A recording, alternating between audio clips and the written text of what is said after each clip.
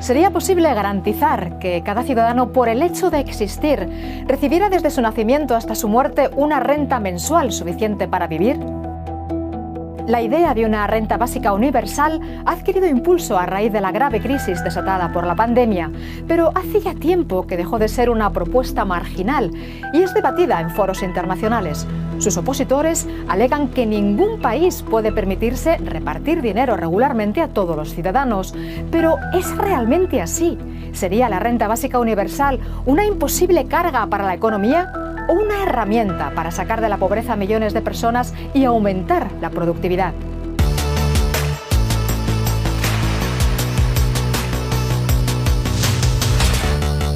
Hola, ¿qué tal?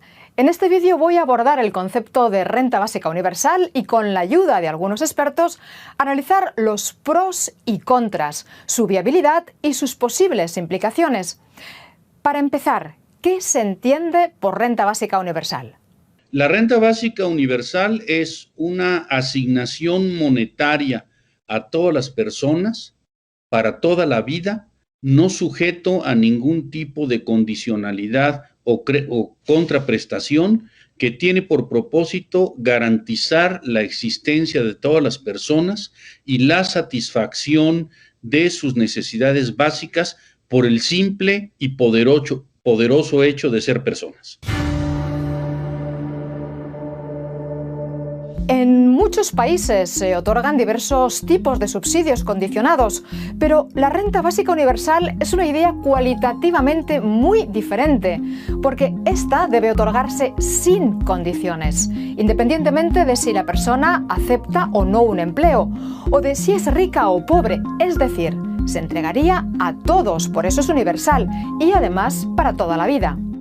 Pero este modelo plantea cuestiones fundamentales como su financiación, su impacto en el mercado laboral o si sería posible aplicarlo en cualquier parte del mundo, por ejemplo, en América Latina.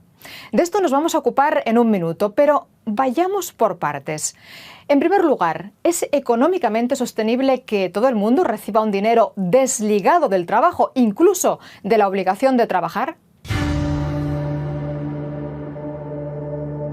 Ese es el problema más importante que veo yo con la renta universal básica, es que quita la necesidad de trabajar.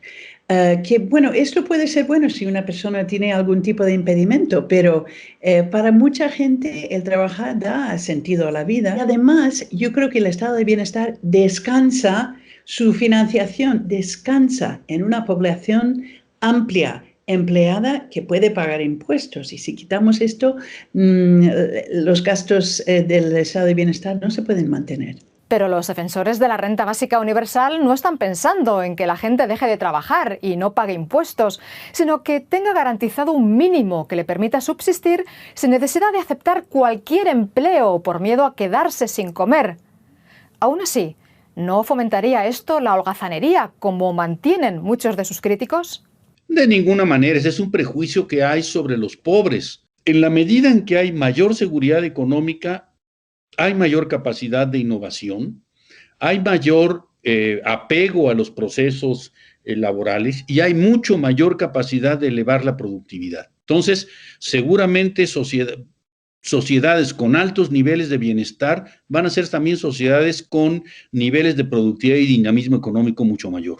Pero, ¿por qué darles también dinero a personas con altos ingresos o con un gran patrimonio? ¿Tiene sentido desde el punto de vista económico y ético darles dinero a personas que no lo necesitan? Uno de los problemas que veo yo con esta política es que va en contra de un valor que tenemos en la mayoría de las sociedades, que es redistribuir algo, la renta de los más ricos hacia los más pobres.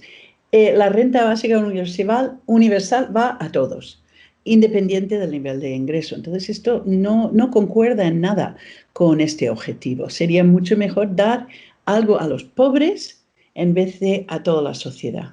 Primero hay que asumirlo no como que se da, como que es beneficencia o caridad. Es un derecho humano. Y por ende, los derechos son por definición universales. Segundo, definir quién lo necesita y quién no lo necesita también implica dilemas éticos.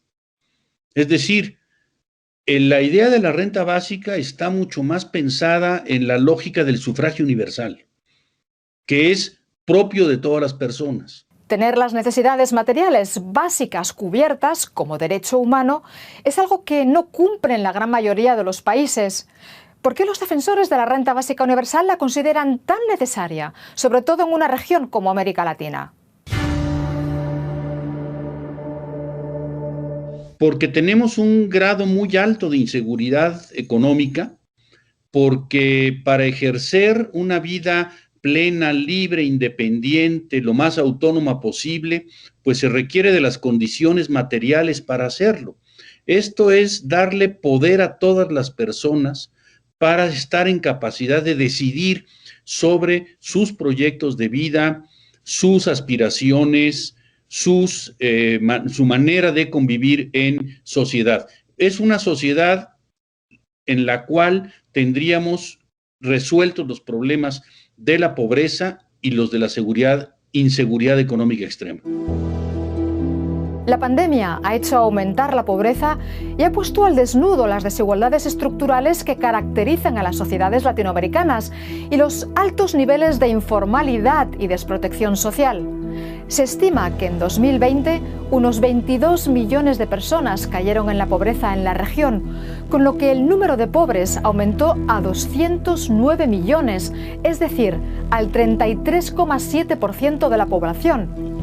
Paradójicamente, en el primer semestre de 2020, la fortuna de los 73.000 millonarios de América Latina aumentó en casi 50.000 millones de dólares, según un informe de Oxfam.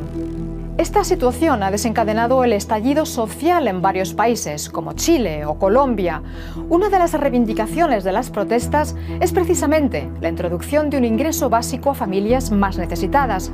Una medida que también promueven los defensores de la renta básica universal, que esperan que esto sea el principio de su implementación gradual.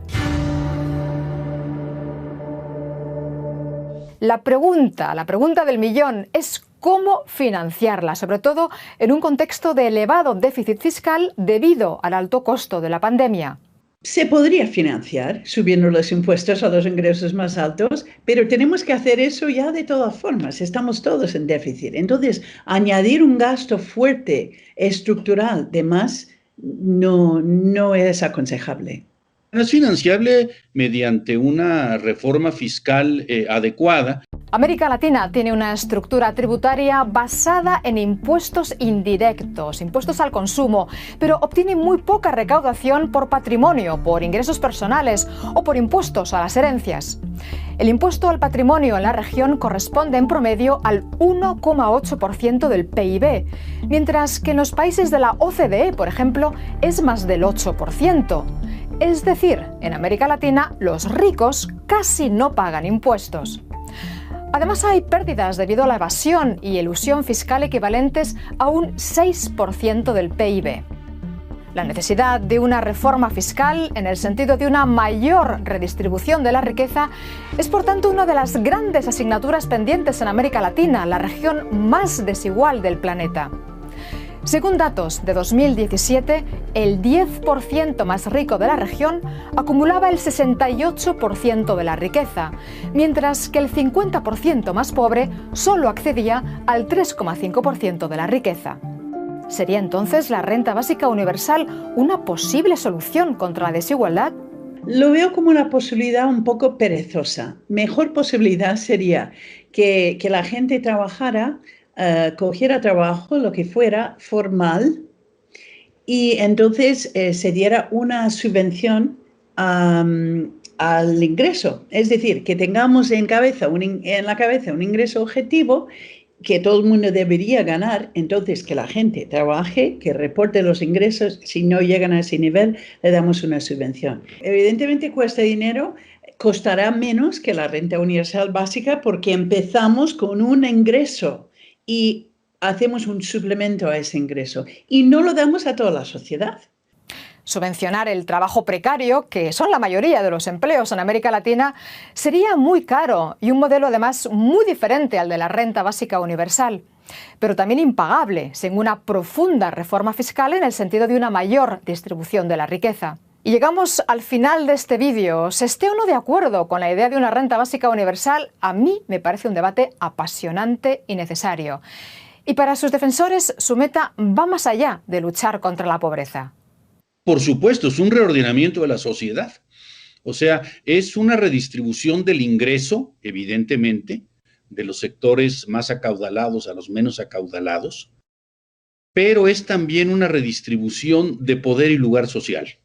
Es decir, permite que las personas puedan tomar decisiones propias sin tener que estar subordinados o subordinadas a quienes tienen los recursos, a quienes pueden influir sobre el curso de vida de las personas, aprovechando la condición de carencia, exclusión y privación de millones de seres humanos. ¿Y ustedes qué opinan? Yo me voy ya, pero estaré muy interesada en leer sus comentarios. ¡Hasta pronto!